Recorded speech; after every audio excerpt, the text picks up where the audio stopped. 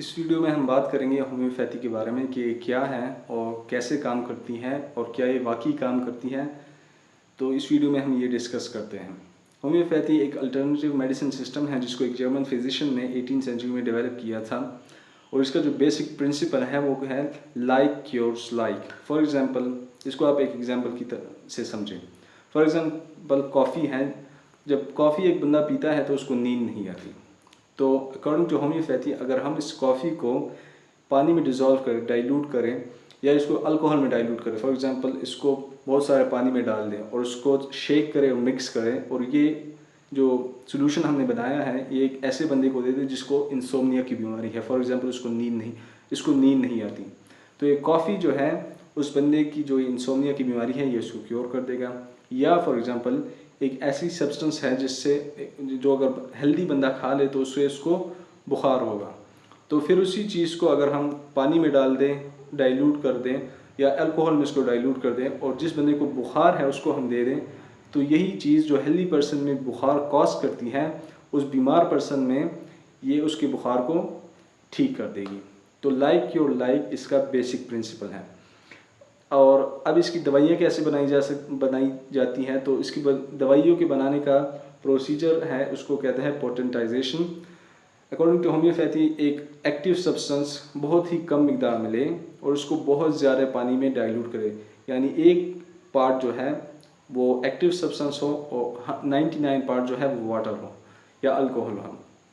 तो for example, अगर आप कॉफ़ी की अगर हम एक एग्जांपल लें, तो जस्ट इमेजिनरी कि हम एक कॉफ़ी जो एक्टिव सब्सटेंस अगर आप इस्तेमाल करें तो एक चुटकी कॉफ़ी या बहुत ही कम मिकदार में उसको 1 ड्रम पानी में डाला जाएगा और डालने के बाद उसको ज़ोर से शेक किया जाएगा, बहुत ही ज़ोर से शेक किया जाएगा।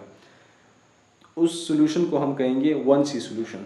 अगर हमने 2C सॉल्यूशन बनाया है जो कि अकॉर्डिंग टू होम्योपैथी ज़्यादा स्ट्रेंथ का होगा, तो हमने जो पहले ड्रम में मिक्स किया है 1C, उससे हम थोड़ी सी मिकदार लेंगे और दूसरे ड्रम में डालेंगे, वो 2C सॉल्यूशन होगा। इसी तरह आप आगे चलते जाए, स्ट्रेंथ ज़्यादा होगी, लेकिन हाई कंसंट्रेशन में इसमें 0 एटम्स होते हैं एक्टिव सब्सटेंस के, यानी 30C में बहुत सी सिर्फ ही पानी होता है। लेकिन फिर ये काम कैसे करता है, तो अकॉर्डिंग टू होम्योपैथी इसमें एसेंस होती है या स्पिरिट होती है एक्टिव सब्सटेंस की, यानी पानी को याद होता है कि इसमें क्या डाला गया था। तो ये उनकी होम्योपैथी का बिलीफ है। तो इसको क्या एक काम करती है, उसको ट्रीटमेंट के तौर पर इस्तेमाल किया जा सकता है। तो according to main stream science, according to medicine science, इसके काम करने के लिए कोई भी एविडेंस, इसको सपोर्ट करने के लिए कोई भी एविडेंस मौजूद नहीं है। इसके ना कोई फार्माकोकाइनेटिक्स है, ना कोई फार्माकोडायनेमिक्स है, ना इसकी कोई यानी ऐसी चीज़ें मौजूद है जिससे साबित हो कि हाँ, अगर आप इस दवाई को खा लें तो इस तरह से ये आपकी बॉडी को क्योर करेगी। तो इसकी इफ़ेक्ट जो होती है और इसकी जो भी अगर इफ़ेक्ट आती है तो उसको सिर्फ प्लेसिबो इफ़ेक्ट के अंदर ही कंसिडर किया जा सकता है।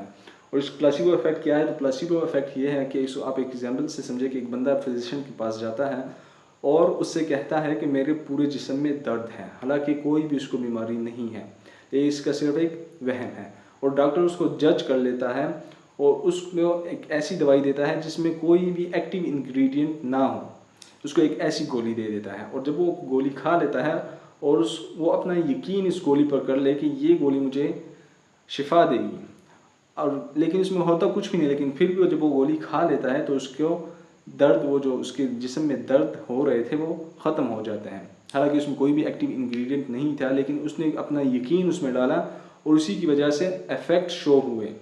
इसको कहते हैं प्लेसिबो इफ़ेक्ट, और ये हर मेडिसिन में होते हैं।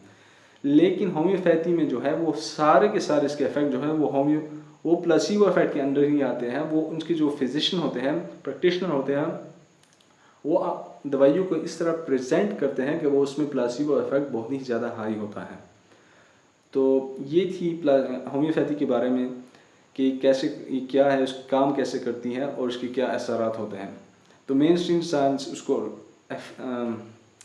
सपोर्ट नहीं करती, बाकी उसको इफेक्ट है, प्लेसिबो इफेक्ट है, लेकिन प्लेसिबो इफेक्ट जितने भी हो वो बहुत ही कम है और उसको एक फर्स्ट लाइन डिफेंस इस्तेमाल नहीं किया जा सकता। फॉर एग्जांपल, अगर किसी को ऐसी बीमारी है, कैंसर है, जिसके लिए इलाज बहुत ही ज़्यादा तेज़ी से होना चाहिए, लेकिन अगर कोई उसको कहे कि आप होम्योपैथी ट्राई करें तो होम्योपैथी उसके लिए जानलेवा साबित हो सकती है, इसलिए इसको फर्स्ट लाइन ऑफ डिफेंस इस्तेमाल नहीं किया जा सकता। बाकी अगर आपके कोई क्वेश्चन हो तो आप मुझसे पूछ लें। होप आपको वीडियो अच्छी लगी होगी।